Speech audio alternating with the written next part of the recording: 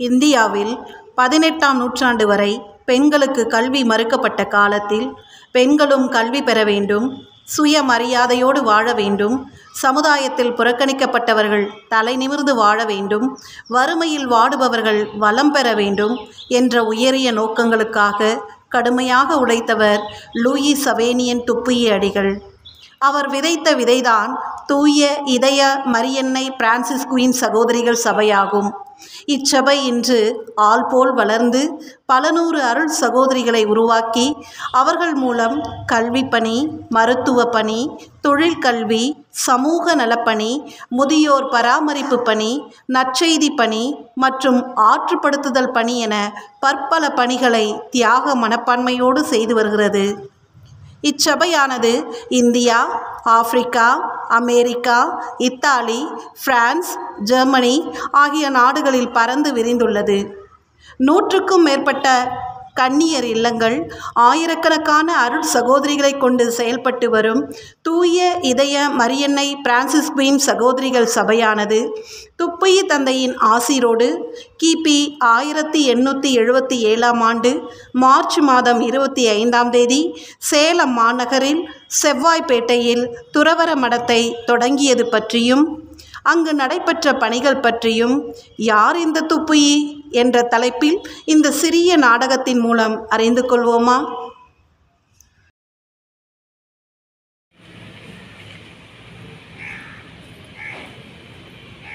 சஞ்சு, அங்க பாரு, யாரோ ஒரு வெளிநாட்டு தாத்தா வெள்ளதாடி வச்சுட்டு இருக்காரு. பெரிய தொப்பி, ஒரு கையில சீலவை, ஒரு கையில பைபிள் எல்லாம் வச்சிருக்காங்கடி. அந்த தாத்தா கிட்ட போய் அந்த தாத்தா எந்த ஊருன்னு கேட்கலாம், வாங்கடி. தாத்தா, தாத்தா, சொல்லுங்க சொல்லுங்களே. தாத்தா தமிழ் பேசுறாருடி. எனக்கு Tamil, English, French, touch, Irish போன்ற பல மொழிகள் தெரியும். தாத்தா, நீங்க ரொம்ப வெள்ளையா அழகா இருக்கிறீங்க. நீங்க எந்த நாடு? நான் பிறந்த நாடு பிரான்ஸ் நாடு. எங்க அப்பா பேரு எட்டின் லூயி துப்பி, எங்க அம்மா பேரு ரெமி. எங்க அப்பாவுக்கு சொந்தமா திராட்சை தோட்டம் இருந்தது. அப்ப நீங்க பெரிய பணக்கார குடும்பம் சொல்லுங்க தாத்தா. அப்ப ஏன் தாத்தா பெரிய பணக்கார குடும்பத்துல இருந்து இங்க வந்து கஷ்டப்படுறீங்க?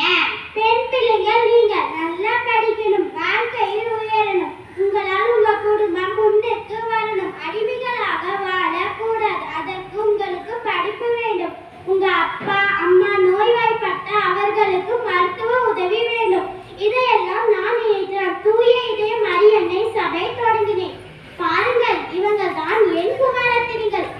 உங்களுக்கு கல்வியும் ஒழுக்கத்தையும் சொல்லிக் கொடுப்பாங்க. நன்றி தாத்தா. ஐ ஜாய். இனிமே விறகு பொறுக்க தேவையில்லை, மாடு மேய்க்க தேவையில்லை. நீங்க சொன்ன மாதிரி நாங்க பள்ளிக்கூடத்துக்கு போய் படிப்போம். தாத்தா, உங்க மேசையில இவ்வளவு புத்தகங்கள் இருக்கே, இது எல்லாம் நான் எழுதியதுதான் சொல்லுங்களா? தாத்தா, நாங்க நல்லா படிச்சு பெரிய பிள்ளையாகி உங்க புத்தகம் எல்லாம் வாசிப்போம்.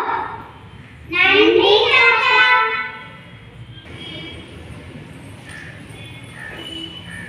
சாமி, சர்வேஸ்வரனுக்கு சோத்திரம் சாமி.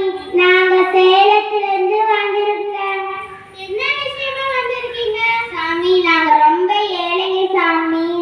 செவ்வாய்ப்பேட்டையில நெல் மண்டியில கூலி வேலை செய்யறோம். எங்க ஜெயராக்கினி மாதா கோவில் கிட்ட நீங்க ஒரு கன்னியாஸ்திரி மடம் ஆரம்பிச்சா நல்லா இருக்கும்.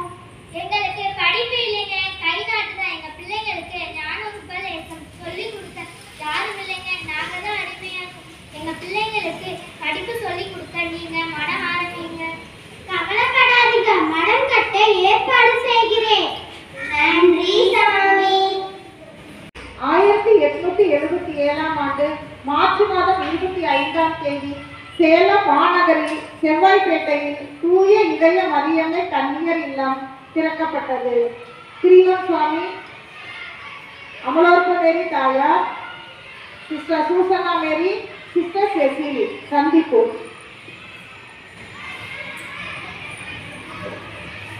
சாமி, மடம் கட்டவே ரொம்ப கஷ்டப்பட்டோம். கையில வேற காசு இல்ல. பெண் பிள்ளைங்க படிக்க பாடசாலை வேற கட்டணும். துப்பி தந்தை சொன்னது போல எல்லா கஷ்டத்தையும் சாமி கிட்டதான் சொல்லணும். அம்மா, கவலைப்படாதீங்க. நீங்க சொன்னது போல கடவுள் மேல பாரத்தை போடுங்க, அவர் பார்த்துப்பாரு.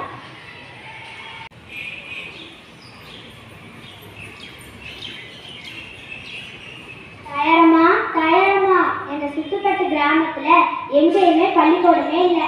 எங்க ஏழை பிள்ளைகளுக்கு நீங்க தான் கல்வி அறிவையும் ஒழுக்கத்தையும் சொல்லித் தரணும்.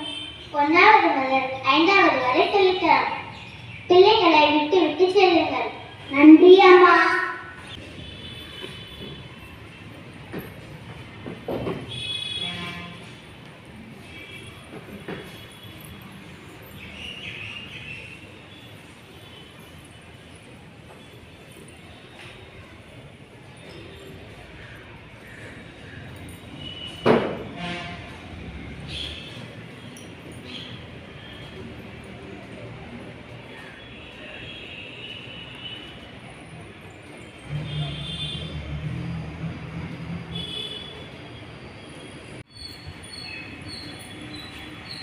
சிஸ்டர் நம்ம மரத்துக்கு வெளியில யாரோ குழந்தைய படுக்க வைத்து சென்றிருக்கிறாங்க.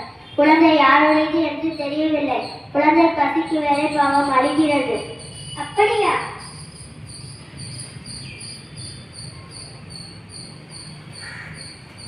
சிறு குழந்தையா இருக்குது. தாயார் ஆஸ்பத்திரியில கொடுத்து விடலாம். கொஞ்சம் வளர்ந்த பிறகு நம்மிடம் ஒப்படைக்க சொல்லலாம். நல்ல யோசனை. நானும் உங்ககிட்ட ஒன்று சொல்லணும்னு நினைச்சேன். தொழுநோயால பாதிக்கப்பட்ட பெற்றோர்களின் குழந்தைங்க 60 பேர் அனாதையா யாருடைய கவனிப்பும் இல்லாம இருக்காங்க. அவங்கள நீங்க கவனிக்க ஒரு அனாதை இல்ல ஆரம்பிங்களா? பள்ளிக்கூடம் நடத்தவே ஒவ்வொரு செல்வத்திடமும் உதவி கேட்டு செய்யறோம். அனாதை இல்லம்மா, மனசு நிறைய ஆசை இருக்கு சுவாமி. கணக்கில் சுவாமி. கவலைப்படாதீங்க, வெளிநாட்டு மிஷனரிகளுக்கு எழுதி அனுப்பலாம். பொருட்களை அனுப்புவாங்க. சரிங்க சுவாமி, ஏற்பாடு செய்யுங்க. அனாதை குழந்தைகளுக்காக Saint Patrick home for children தொடங்கப்பட்டது. அம்மா, வெளிநாட்டுல இருந்து துணிங்க, அரிசி, கோதுமை, பால் பவுடர், சோள மாவு, எண்ணெய் எல்லாத்தையும் வந்திருக்கு. அனாதை இல்லத்துல 200க்கும் மேற்பட்ட பிள்ளைங்க இருக்காங்க. அவங்க எல்லாத்துக்கும் போதுமானதா இருக்கு. அந்த கடவுளுக்கு தான் நன்றி சொல்லணும். அம்மா, எல்லா பக்கமும் பஞ்சம் ஏற்பட்டதுனால சாப்பிட எதுவுமே கிடைக்காம நம்ம மரத்துக்கு முன்னாடி மக்கள் எல்லாம் வரிசையா நிற்கிறாங்கம்மா. அப்படியா?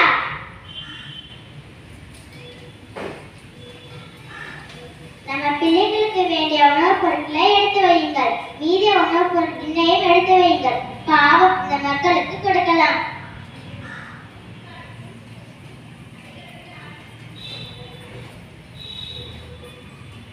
வாங்க, உங்களுக்கு வேண்டிய உணவுப் பொருட்களை வாங்கிக்கோங்க. சந்தோஷமா வாங்கிக்கோங்க.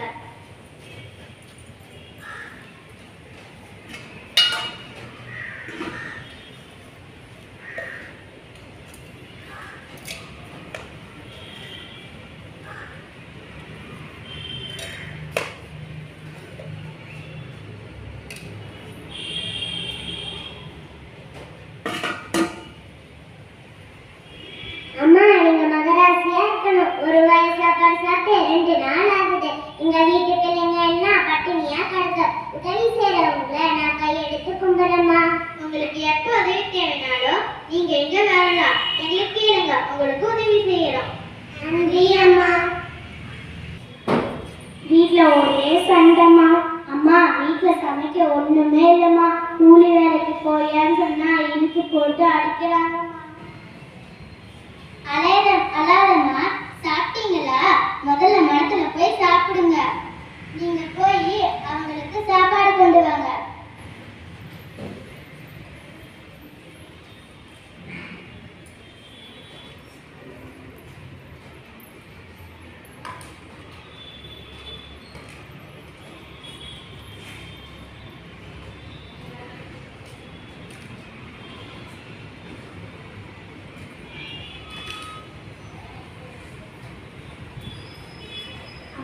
மனசு இப்பதான் பாரு சமாதானமா இருக்கு. சரியான வேலை இல்லம்மா. எனக்கு பைக் வேலை தெரியும், ரிப்பேர் வேலை தெரியும், நடவு வேலை தெரியும், மாட்டு வண்டி கூட ஓட்டுவேம்மா. தெரிஞ்சுக்கிட்ட சொல்லி வேலைக்கு சேர்க்கிறேன். வீட்டுல பொண்டாட்டி அடிக்காதே. சரிங்கம்மா, அப்படியே செய்கிறோம். இறையுள்ள மகிழ்ந்திட வாழ்ந்தவரே எங்கள் இதயத்தில் நிறைந்தவரே, மறை வழியினில் எளிமையில் திகழ்ந்தவரே, தந்தை துப்புயி நீர் வாழ்க.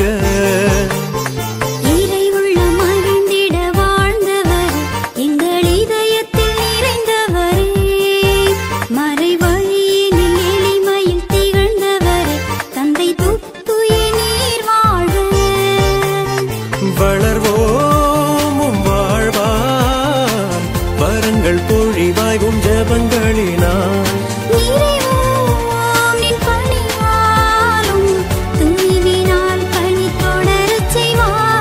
இறையுள்ளம் மகிழ்ந்திட வாழ்ந்த அச்சம் தவிர்த்து உச்சமடைந்த துப்புயி தந்தையின் வியர்வை துளிகள் இன்று ஒளிவிளக்காகி தூய இதய மரியன்னை சபைக்கு வெளிச்சம் காட்டுகிறது. துப்புயி தந்தையின் பாத சுவடுகளை பின்பற்றி ஆக்கத்தோடும் ஊக்கத்தோடும் புனித பத்ரிசியா துவக்கப்பள்ளி செயல்பட்டு வருகிறது. உழைப்பவர்களை வறுமை தீண்டாது, முயற்சிப்பவர்களை தோல்வி அணுகாது என்ற தாரக மந்திரத்தை எண்ணத்தில் கொண்டு திண்மமாய் கல்விப்பணியை கடந்த 150 ஆண்டுகளாக எம் பள்ளி செவ்வனே செய்து வருகிறது என்பதை கூறுவதில் பெரும் மகிழ்ச்சி அடைகிறோம். நன்றி, வணக்கம்.